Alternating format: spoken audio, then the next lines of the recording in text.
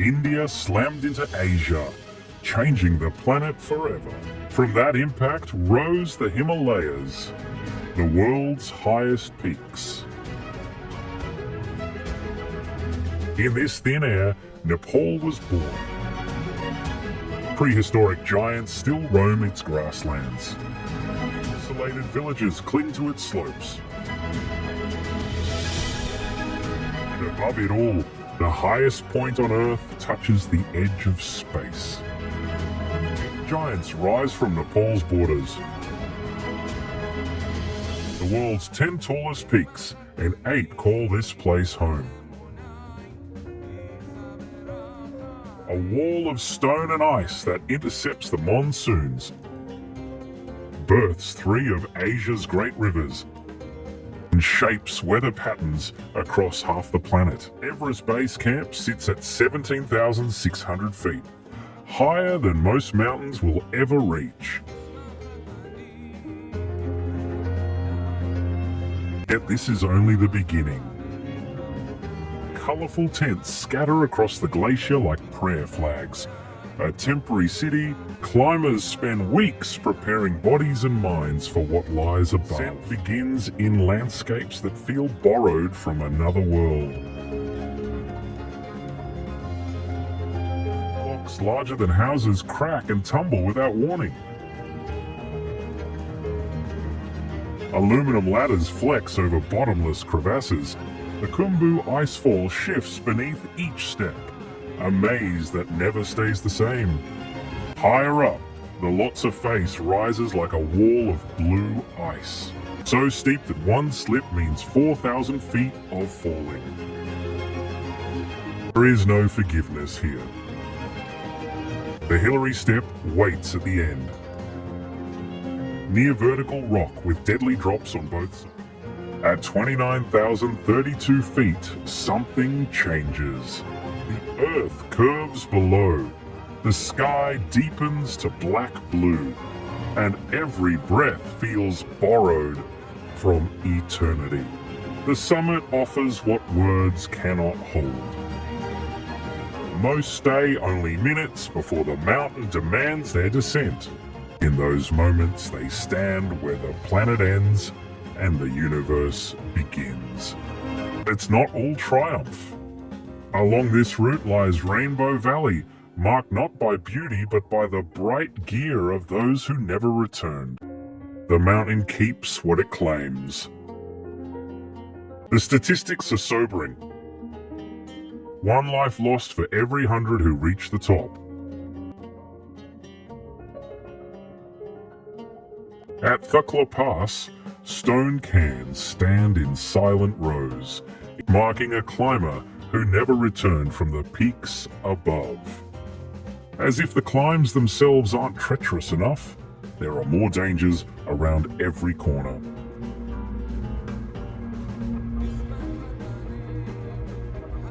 In the high peaks, avalanches reshape the landscape without warning. Tons of snow and ice thunder down valleys with the force to erase everything in their path. Even reaching these mountains is a gamble. This runway ends not in tarmac but in empty sky, perched on a cliff edge where pilots have one chance to get it right.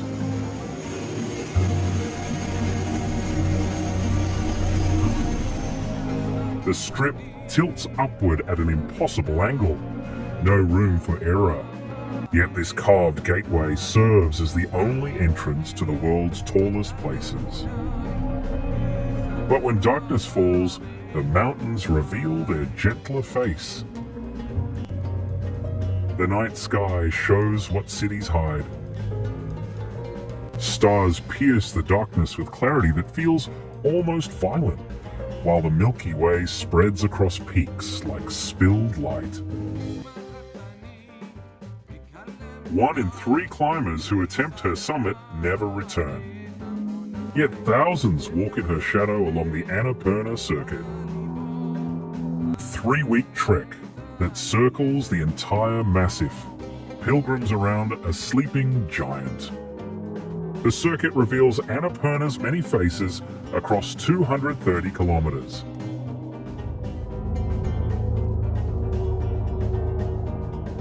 begins where rice terraces climb impossible slopes in subtropical valleys, rises through rhododendron forests that bloom like temples, then ascends to the moonscape of Thorong La Pass at 17,769 feet. Here, the air holds only half the oxygen your body needs. The flags flutter against thin wind. The trek crosses 20 bridges, passes through a dozen climates, and near Kame, glacial water plunges down sheer rock in ribbons of white against dark stone.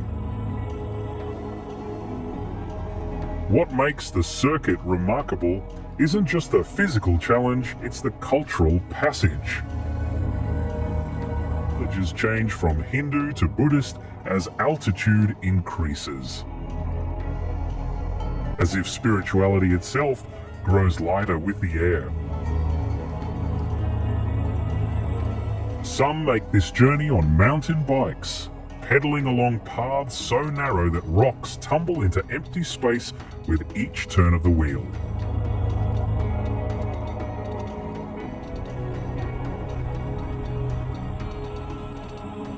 The most determined climbers push on even further.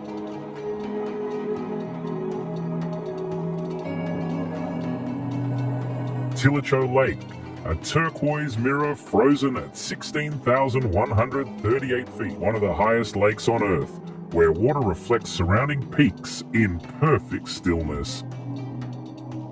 And somehow people have found ways to thrive in this impossible realm. The Sherpa people have turned guiding into an art form, reading weather patterns in cloud formations and finding safe passage through terrain shifts with each season. They carry loads that would buckle most backs, fix ropes on routes they've memorized since childhood. Decisions that keep expeditions alive in places where mistakes become permanent.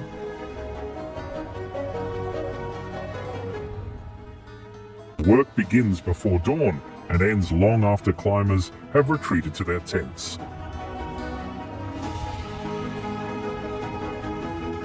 Yaks move beside them with deliberate steps. Solar panels and rice sacks up slopes that seem to mock gravity.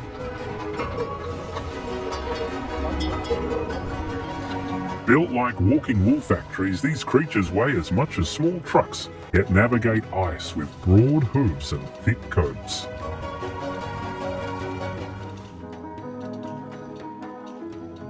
They pause to graze on grass that grows slowly in thin air, their breath visible in clouds that mirror the peaks around them. Scattered across these impossible heights, villages cling to life where most would perish. 69 feet, a village of stone walls and barley fields clinging to life in thin air. Behind its white stupa, Amadublam rises in perfect pyramid form, glaciated face catching light while prayer flags stream between earth and sky.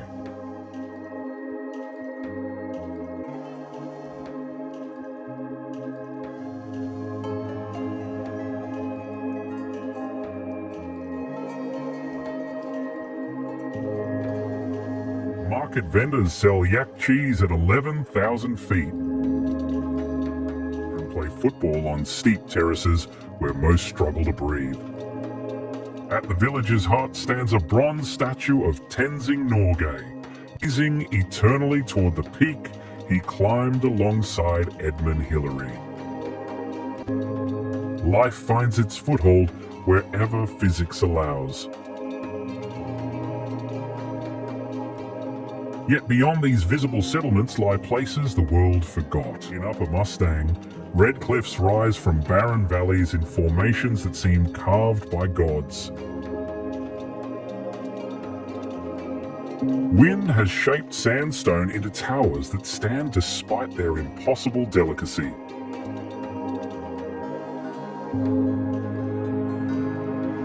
Dot the landscape like white markers, ancient waypoints for pilgrims crossing this desert in the sky.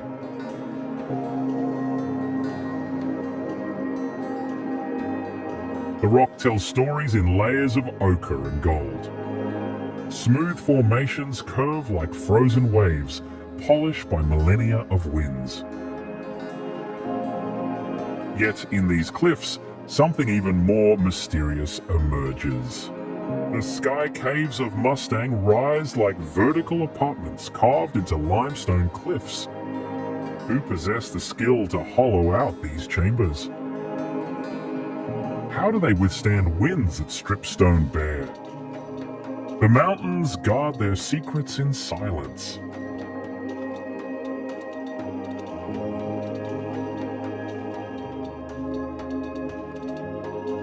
Tengboche Monastery sits on a ridge at 12,687 feet, its roofs catching light beneath Everest's dominating presence. Stone walls frame courtyards where monks gather in the shadow of the world's highest peaks. Here, meditation happens against a backdrop of ice and stone that dwarfs human ambition.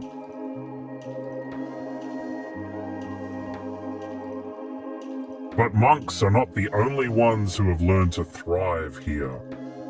The red panda, resembling nothing so much as a living teddy bear, peacefully navigates bamboo forests at altitudes that would render most creatures unconscious. Evolution found its own solutions to what seems impossible. A fragile civilization built in a valley that never stops shaking. Here, 3 ancient cities have survived centuries of earthquakes that regularly rewrite the landscape.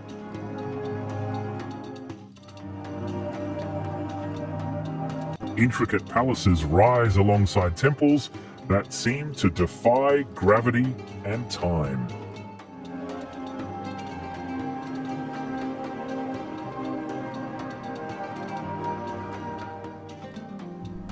At the palace entrance, Hanuman sits draped in vermilion and marigolds, his monkey face hidden behind cloth. Legend says his true visage is too powerful for mortal eyes.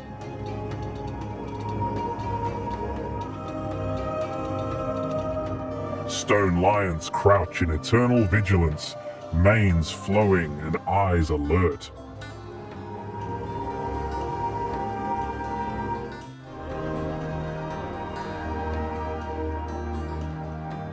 So fearsome that oaths sworn in front of it are said to be unbreakable. Wandering through the temple complexes, figures in saffron robes sit in meditation beneath ancient eaves. Sadhus who have renounced everything the modern world offers in exchange for something it cannot provide. Their bodies smeared with sacred ash, hair twisted into locks unseen by scissors for decades. They represent humanity's oldest experiment in letting go. Some have walked here from India, others were born in these very streets. All have made the same choice: to own nothing, want nothing, and somehow find everything. Walking through these squares feels like stepping inside a craftsman's mind. Everywhere the eye lands reveals another detail. Window frames become geometric poetry. Doorways transform into portals guarded by carved deities. Even the humblest support beam carries centuries of artistic devotion.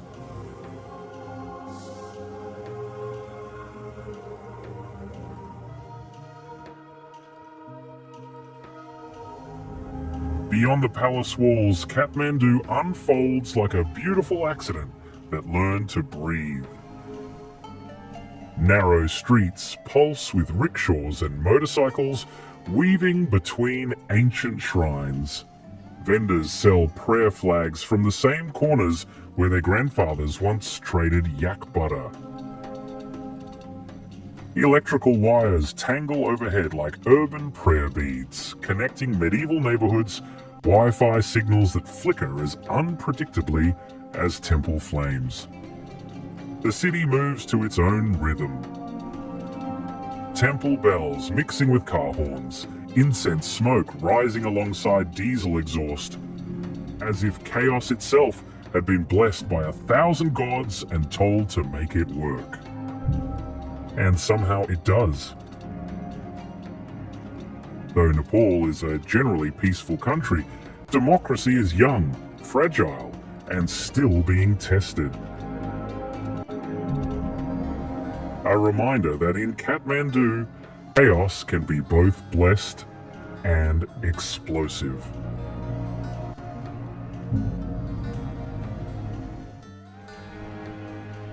Its 9 stories offer the only vantage point where the entire valley makes sense. Built 150 years ago, it watched over Kathmandu until April 2015, when 7.8 magnitude earthquake reduced it to rubble in seconds. It was again rebuilt even taller than before.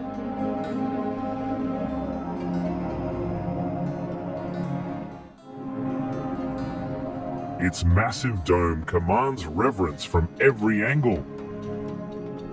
Inside the stupa's base, walls come alive with intricate paintings of Buddhist deities and celestial scenes rendered in vibrant colors. Pilgrims circle the stupa in endless procession, their footsteps wearing smooth the ancient stones. Each clockwise turn is believed to accumulate merit and purify karma. Movement itself becomes devotion. Colorful prayer flags strung around the dome flutter against the Himalayan sky. Speaking of flags, this is the only nation whose flag refuses rectangular form. Its distinctive double triangles mirror the peaks that define this land, 2 shapes stacked like mountains, representing both the Himalayas and the country's 2 major faiths, Hinduism and Buddhism. The flag flies defiant in its difference.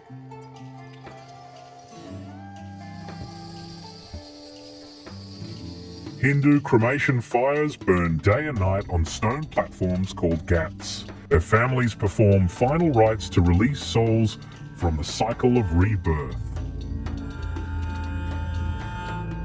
Fire transforms flesh to ash while the sacred river remains toward liberation. At the temple's heart stands something extraordinary.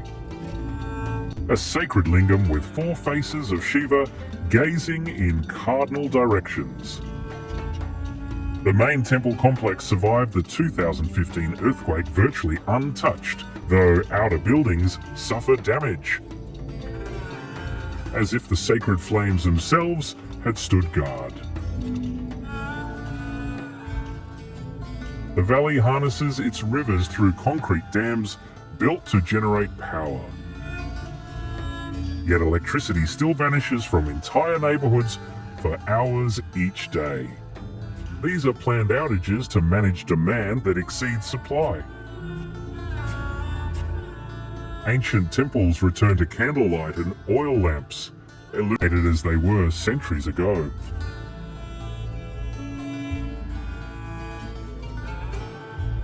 Living here may feel like stepping back in time. The valley has its own relationship with time entirely. Nepal keeps its own time, following the Bikram Sambat calendar that places the country 57 years ahead of much of the world, as if this valley exists in its own temporal dimension. The relationship with time shapes everything here, past and present existing side by side rather than in sequence. At Ranapokhari, the historic pond reflects both ancient temples and modern apartment blocks. Time layers itself in these still waters. In nearby Bhaktapur, time moves even more slowly.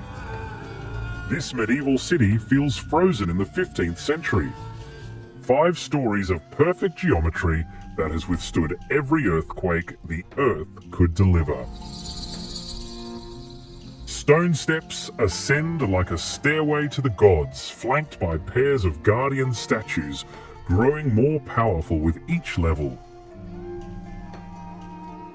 From wrestlers at the base to elephants, lions, griffins, and finally goddesses at the summit. The 55-window palace rises above Bhaktapur Square, its facade lined with carved wooden frames that have watched over the city for centuries. Among these windows, one stands apart, an intricate peacock carved in relief, its feathers spread in eternal display. Every detail is rendered so precisely that the wood seems to breathe with life.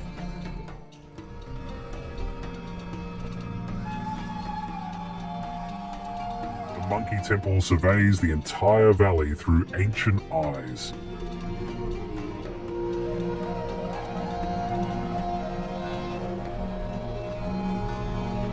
Buddhist prayer wheels spin endlessly as pilgrims give them gentle pushes. Copper cylinders containing thousands of written mantras turn in ancient rhythm. Rotation equals speaking every prayer inside. Devotion made mechanical. Faith set spinning by human touch.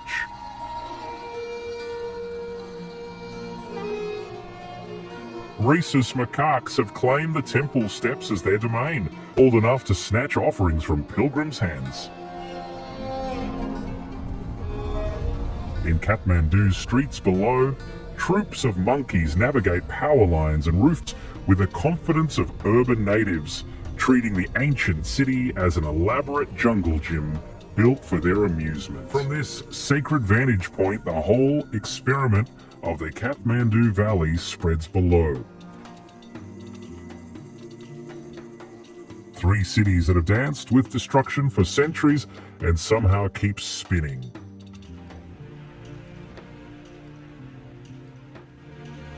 From this valley, a new road pushes south toward different challenges entirely. The Kathmandu-Terai Expressway cuts through challenging terrain, with construction crews blasting 71 kilometers of highway through mountains that have kept these two worlds apart for centuries. Nearly a quarter of this route disappears into tunnels and bridges, engineers boring through rock and spanning valleys. When complete, this concrete lifeline will transform a journey that once took all day into just over an hour.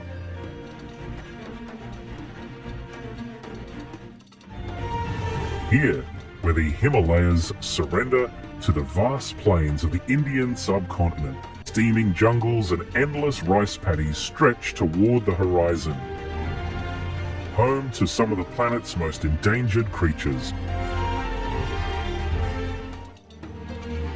Just decades ago, Nepal's one-horned rhinoceros had been hunted almost to extinction, their numbers dwindling to barely double digits. Today, over 600 of these prehistoric giants lumber through the grasslands like living tanks.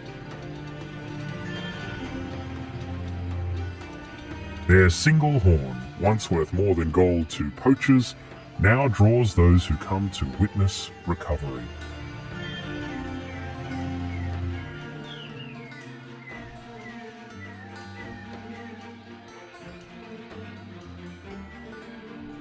Here, nature's performers take the stage. The iridescent Himalayan monal flashes rainbow plumage like a living jewel. Painted storks wade through wetlands on pink and black stilts. Peacocks unfurl their tail feathers in displays that seem beyond reality. Even more remarkable are the Royal Bengal tigers prowling these forests. Chitwan holds one of the highest densities of these predators anywhere on Earth.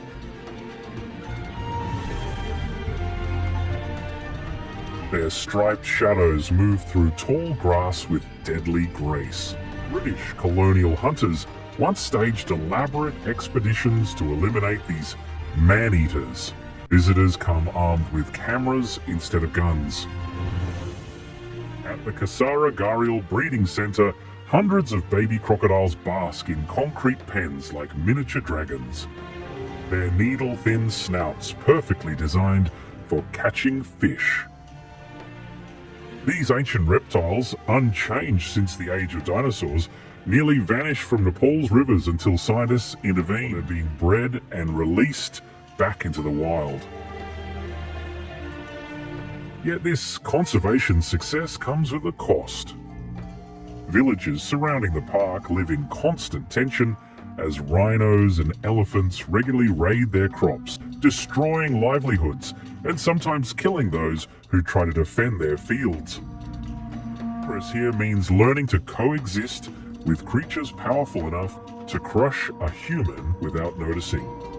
The elephants themselves have become both protectors and problems.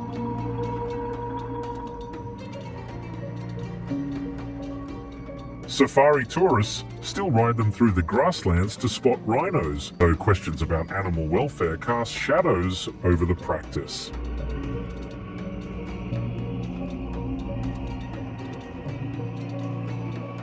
In Nepal, killing a cow carries a 12-year prison sentence.